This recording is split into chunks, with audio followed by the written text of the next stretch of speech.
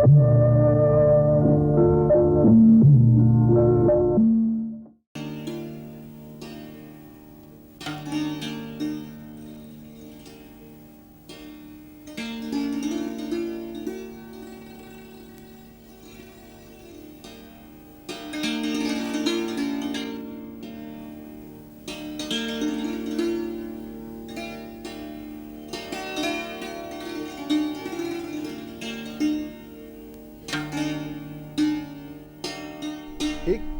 सवाल मैं पूछना चाहता हूं जो आपसे भी पूछा था, वो ये कि ये जो 60-65 से ऊपर की महिलाएं हैं, इनको स्त्री विमर्श से इतनी चिढ़ क्यों? ये किसने कह दिया कि चिढ़ चिढ़ है, मतलब ये कि एक सेकंड कि वो अगर तुम्हें कहा जाए कि तुम स्त्रीवादी लेखक हो, तो तुम्हें इससे आपत्ति क्या? नहीं, मुझे देखिए चिढ़ विड़ कुछ नहीं है। मेरी रचनाओं में आप देखिए, आपका स्त्रीवाद बहुत जगह मिल जाएगा कि जहाँ पे स्त्री ये जो स्त्री सुबोधनी कहानी स्त्रीवाद का ही वो एक तरह से करतूते मर्दा स्त्रीवाद का ही है। बहुत सारी और शुरू की कहानियाँ हैं जो हैं। मेरा अपना जीवन भी स्त्रीवाद का ही है, उसमें भी कोई वो नहीं है। उसका झंडा लेके घूमना स्त्री विमर्श उसके नाम पे एक्स्ट्रा मैरिटल रिलेशन जरूरी है, ये है, इन चीज़ों में विश्वास नहीं करती तो नहीं कहती। नहीं, आपने कहा 60 से ऊपर की महिलाओं में स्त्री विमर्श के प्रति, मैं 60 से ऊपर की हूँ और मुझे ये कहने में कोई शर्म नहीं है कि मैं स्त्रीवादी हूँ, स्त्री विमर्श की बात करती हूँ। 60 को उस एग्जैक्ट उस तरह मत लो। मैं कहना चाहता हूँ कि जो पुरानी रोमांटिक मानसिकता की महिलाएं हैं, वो अब जैसे मन्नू वाली बात मैं पूरी करूँ, एक सेकंड जरा सा निर्मला जी। मन्नू की रचनाओं में हर जगह वो सब कुछ है जो स्त्री विमर्श में है, यानी स्त्री की अस्मिता, स्त्री की पहचान, स्त्री का अपने व्यक्तित्व का असर्शन, अपने फैसले लेने की क्षमता या कोशिश, ये सारी चीज़ें जो हम स्त्री विमर्श में जोड़ते हैं वो सब कुछ है ना, अपना निर्णय लेने की। दिक्कत क्या है कि जैसे कभी किसी ने कहा है कि संघर्ष मार्क्स से पहले भी होते थे, सैकड़ों हजारों सालों से अपने अधिकारों के लिए संघर्ष चलते रहे, लोग शोषण के खिलाफ लड़ते रहे। सब मार्क्स ने सिर्फ ये किया कि उनको एक सैद्धांतिकरण दिया, उसने सिद्धांत बना दिया। तो अगर शोषण के खिलाफ लड़ने वाले को मार्क्सिस्ट कहने में कोई शर्म या कोई संकोच नहीं है, तो स्त्री विमर्श के सारे इंग्रेडिएंट्स और सारे तत्व लेने के बावजूद ये कहना कि हम स्त्रीवादी नहीं हैं, मुझे लगता है कि थोड़ा सा स्त्रीवाद के साथ अन्याय है। नहीं, इसकी मैं वजह बताती हूँ कि क्यों कहते हैं लोग कि हम स्त्रीवादी नहीं हैं।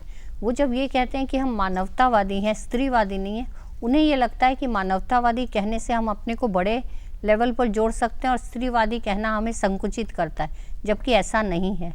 आप अगर स्त्रीवादी नहीं हैं तो आप मानवतावादी भी नहीं हैं, क्योंकि स्त्री जिस शोषण के पक्ष को जाहिर करती है उसमें आप मनुष्य के साथ कैसे जुड़ सकते हैं अगर आप स्त्रियों के साथ नहीं जुड़े तो?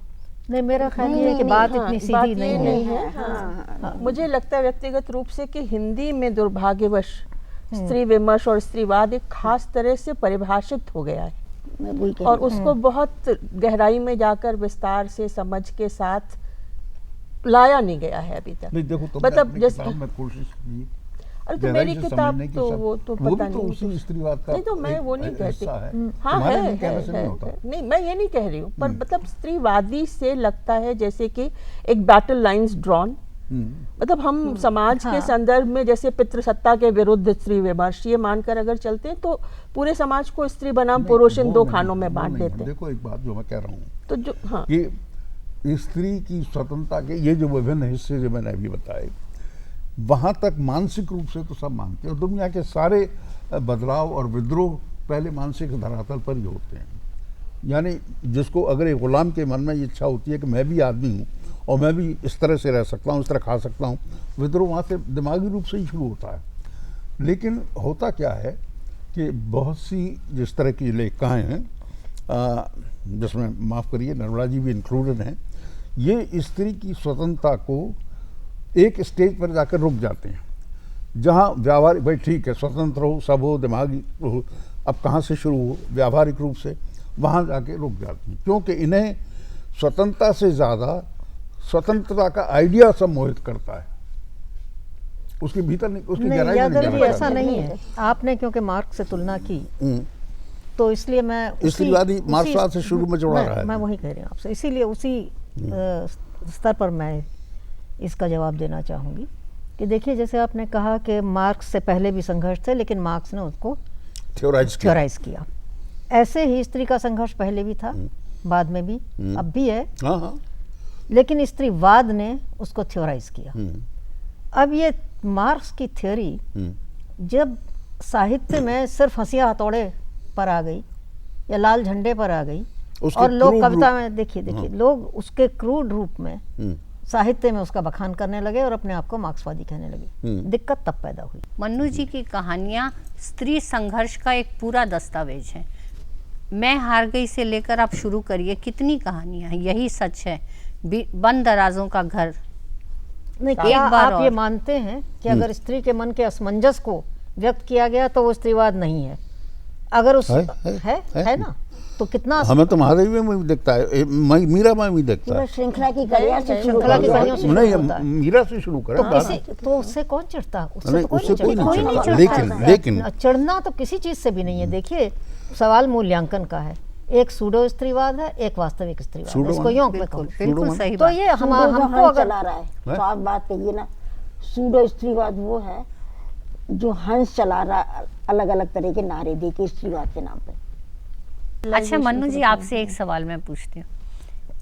स्त्री रचनाकार भी हैं और पुरुष रचनाकार भी हैं। दोनों रचनाकारों की अगर आप एक तरह से प्राथमिकताएं देखें तो क्या हैं? क्या प्राथमिकताएं लेखन मतलब में? जीवन में लेखन तो वो दोनों कर रहे हैं, पर जीवन में उनकी प्राथमिकताओं में कोई फर्क आपको दिखाई देता है? हाँ, बहुत फर्क। मैं तो अनुभव से ये बात कह सकती हूँ। अपने अनुभव से बताइए। देखिए, मेरी प्राथमिकता थी मेरी बेटी, उसके बाद मेरा कॉलेज, मेरी नौकरी, मेरी छात्राएं, उसके बाद घर गृहस्थी परिवार, मतलब उसके बाद बचे समय में मैं लिखती थी। तब मेरा लेखन सबसे अंत में आता था। अंत और राजेन के लिए सबसे प्रमुख चीज़ थी लेखन। ये सारी चीज़ों की मैं इनकी कीमत पर मैंने लेखन नहीं किया, ना बेटी, ना नौकरी, ना, क्योंकि अगर नौकरी की तो छात्राओं के प्रति मेरी जिम्मेदारी है, अगर घर बसाया तो घर के प्रति भी मेरी जिम्मेदारी है। तो इनकी कीमत पर नहीं, इन सब के बाद जो बचा हुआ समय उससे मैंने लेखन किया। सही काम नहीं लगता है मुझे कई बार कि मेरे लेखन को ज़्यादा मुझे वो देना चाहिए था, लेकिन इनके लिए इनके लिए लेखन, जब इनको लिखना है सब चीज़ें छोड़ के बिना एक मिनट भी सोचे कि पीछे क्या होगा, ये चले जाते थे। और ऐसे और भी पुरुष होंगे, यही नहीं, मतलब पुरुष अधिकांशतः है, पर ऐसे पुरुष भी हैं जो इन सारी जिम्मेदारियों को निभा के लिखा है जिन्होंने, ऐसे पुरुष हैं। यानी पुरुष के लिए लेखन पहले नंबर पर आता है, स्त्री के लिए आखिरी अंतिम पे नंबर आता पर। है। लेकिन सब रचनाकारों के लिए नहीं है। सब नहीं, हो सकता है कुछ महिला नहीं, रचनाकार इसको ऐसे भी इसको जनरलाइज जनरलाइज नहीं कर सकते। मन्नू के जैसे उपन्यासों में मैंने जैसा कहीं लिखा है कि दोनों उपन्यासों का मूल विषय असुरक्षा है।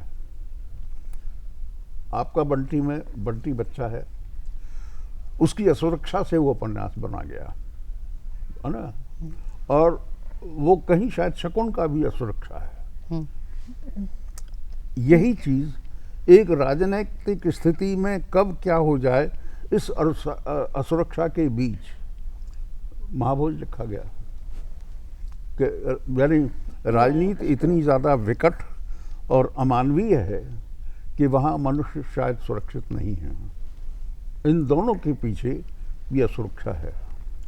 बल्कि मैं इसको थोड़ा दूसरे ढंग से रखना चाहूँ कि दोनों के बीच में कॉमन थ्रेड अगर आप ढूंढना चाहते हैं, आपका बंटी और वो, तो जैसे बंटी जिसकी सब चर्चा करते हैं, सब बड़ा अपना गहरा कंसर्न दिखा रहे हैं, पर वो बच्चा कितना अपने को अकेला और दुखी पाता है। हाँ, ठीक इसी तरह से यहाँ पे वो निम्न वर्ग जो है, दलित है, जो भी है, सारे जो सत्तारूढ़ हैं वो भी, विपक्षी भी उन्हीं का गाना गा रहे हैं, उन्हीं की चिंता में वो भाषण दिए जा रहे हैं, और वो कौन सी गृह उद्योग योजना चलाते हैं, ये करते हैं, उसकी बाप से उसका विमोचन कराते हैं, उसकी, लेकिन वही सबसे ज़्यादा उपेक्षित और दुखी है। पर दोनों कॉमन थ्रेड ये है।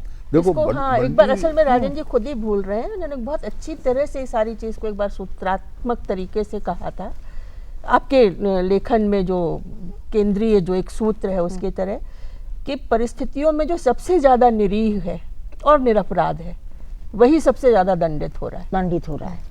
इन दो उपन्यासों में खास करके ऊपर से दोनों बाहर की थीम बिल्कुल अलग, एक राजनीतिक, एक बच्चे के मनोविज्ञान के ऊपर इतनी अलग है कि बस, पर एक कॉमन थ्रेड दोनों में ढूंढा जा सकता है, वो ये है। पर ये सही है बिल्कुल। पर क्या बंटी, यानी जो आपका बंटी कहानी है, ये शकुन की नहीं, मैं कहती हूँ सबने बंटी बंटी बंटी का इतना गाना गाया, मैं कहती हूँ शकुन भी उतना ही महत्वपूर्ण पात्र है इस उपन्यास नहीं, का। अगर आपको याद हो मनु जी, तो मैंने एक लेख लिखा था आपका याद है, बंटी कुछ में। ख्याल है। हाँ, तो मैंने उसमें मुख्य रूप से यही कहा था कि ये लड़ाई दरअसल शकुन की है, और शकुन ध्यान से देखिए, और मैंने तमाम उदाहरण दे करके उसमें सिद्ध किया था कि ध्यान से देखिए तो उसके अनजाने ही बंटी एक तरह से हथियार है उसके हाथ में, जिससे वो जो उसका पुरुष पात्र है, पति जो है, उसके खिलाफ उस लड़ाई को लड़ती है। ऊपर से लगता है कि बच्चे की लड़ाई है, ऊपर से लगता है कि तलाकशुदा एक जोड़ा है, उसके बीच में बच्चे की क्या स्थिति है, उसकी लड़ाई है।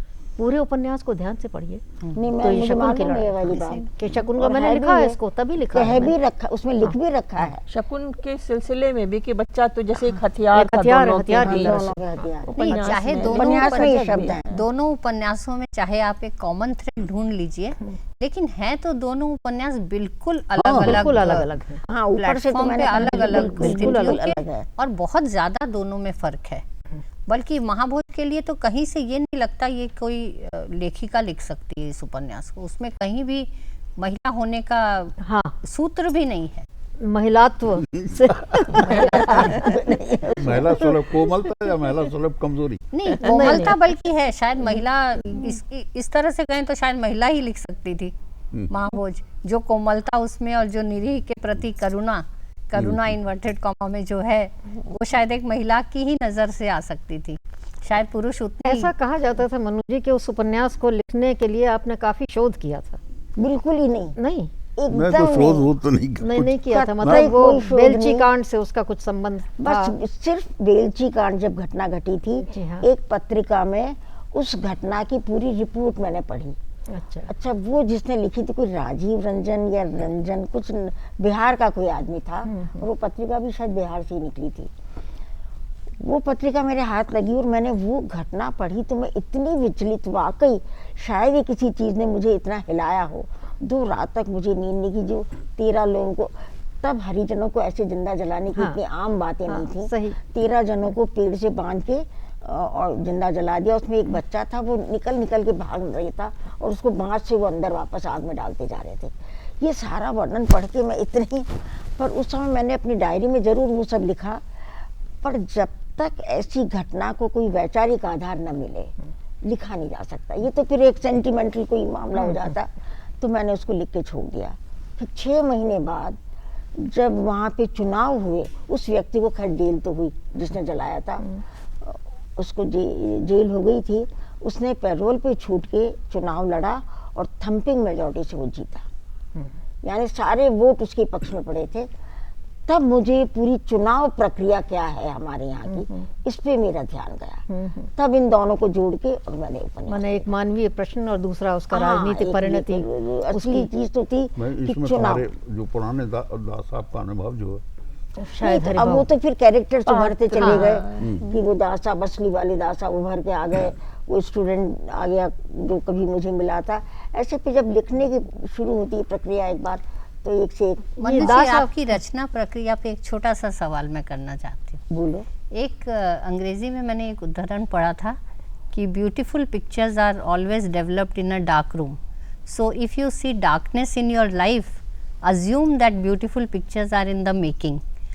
आपने अपने जीवन में जिस तरह के भावनात्मक आघातों से आप गुजरी, और उसके बाद आपने एक से एक उन्हीं घटनाओं को लेकर बड़े व्यंग्यात्मक और मजाहिया लहजे में स्त्री सुबोधिनी, करतूते मर्दा कैसे लिखी?